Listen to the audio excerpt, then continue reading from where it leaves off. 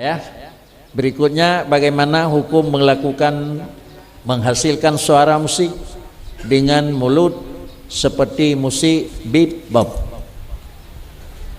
Artinya tidak orang pegat lagu hana pakai alat. Pakricit suaranya itu biar lambabah sabal lagi itu biar suara putranya pakai li orang pakai waktu melakukan kesenian. Ini adalah satu keanehan. Dan hana payah pakai alat tetapi irama cara pendengaran sama. Menyapakai alat lahwi lain hukum. Alat yang dipakaikan alat lahwi tetapi adalah penggunaan kepengeluaran bahasa persis dengan guna alat lahwi. Ini mungkin tuan laki penjelasan mungkin akan diberi jawaban oleh Abi di Kurul Lindang.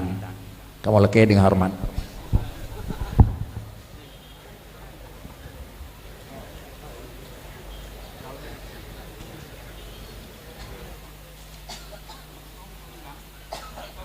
Assalamualaikum warahmatullahi wabarakatuh. Alhamdulillah,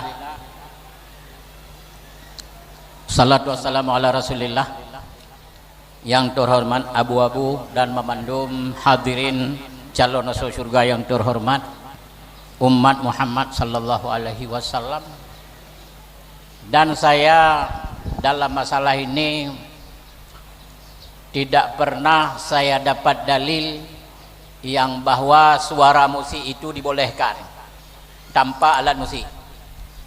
Kalau alat musik sudah pasti haram, suara dari alat musik juga sudah pasti haram.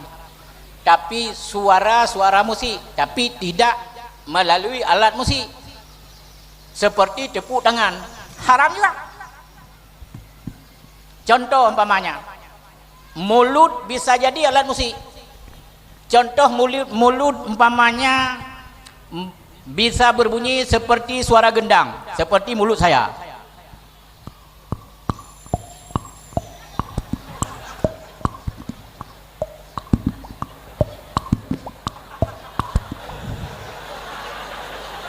Ini suara mulut, tapi suara gendang. Mulut tidak haram, suaranya itu haram. Saya rasa hanya sekian. Assalamualaikum warahmatullahi wabarakatuh.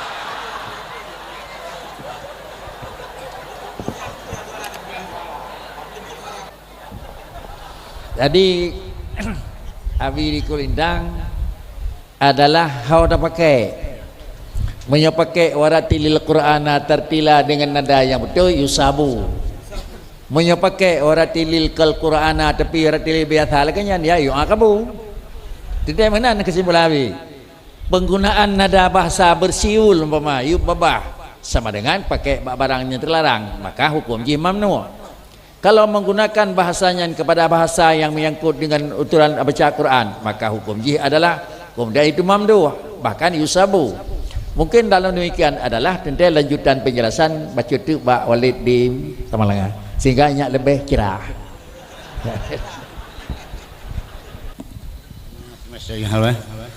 Memang lagangan dak baulun tuan pi hana je ke masalah yang lebih lain. Tergantung pada penggunaan, karena yang substansi daripada harimau adalah pada suara. Karena suara adalah bisa melalaikan kita daripada zikrillah, maka daripadanya seginyan sampai keanggap tercerah.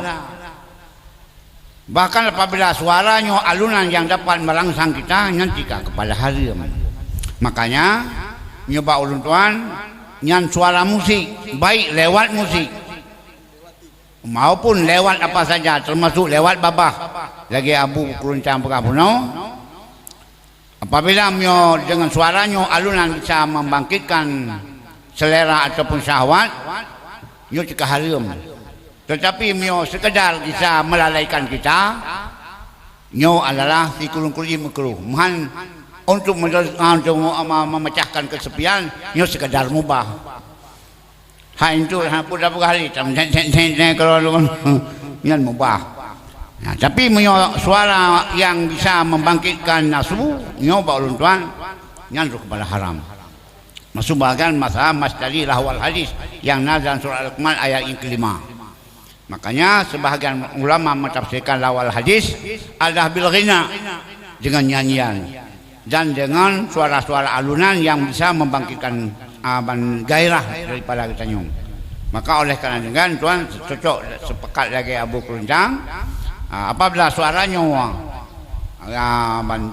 suara musiknya daripada babah yang menimbulkan syahwat, nyo bahkan tuh kepada haram. Tapi nyo sekedar kira-kira sepuh-sepuh macam yang mubah. Dan apabila melalaikan kita daripada ibadah, nyo haram bahkan sikun keruji makruh.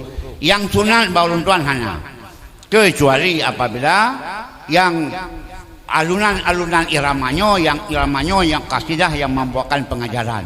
Yang karena kasidah pis hanya ada dan baju dengan dia orang. Madet sekedar bisa bangga babah orang macam. Sekalu sebagai pemanis lah. Yang enak dia. Tapi mio kamu jangan pahli niku. Sekian, terima kasih. Itulah yang biasa terjadi, kealasan kamu hanya pakai alat, tetapi adalah penggunaan cara pengeluaran bahasa yang teknis orang.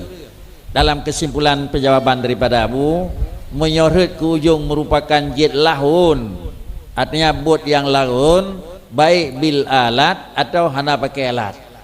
Nah, inilah yang merupakan kesimpulan. Kesimpulan tersebut, marilah kita nyonging dan kita nyokalan pakriban yang terjadi, baik pakai alat atau hanya pakai alat, sama dengan itu tergantung kemajuan dan keahlian tira orang.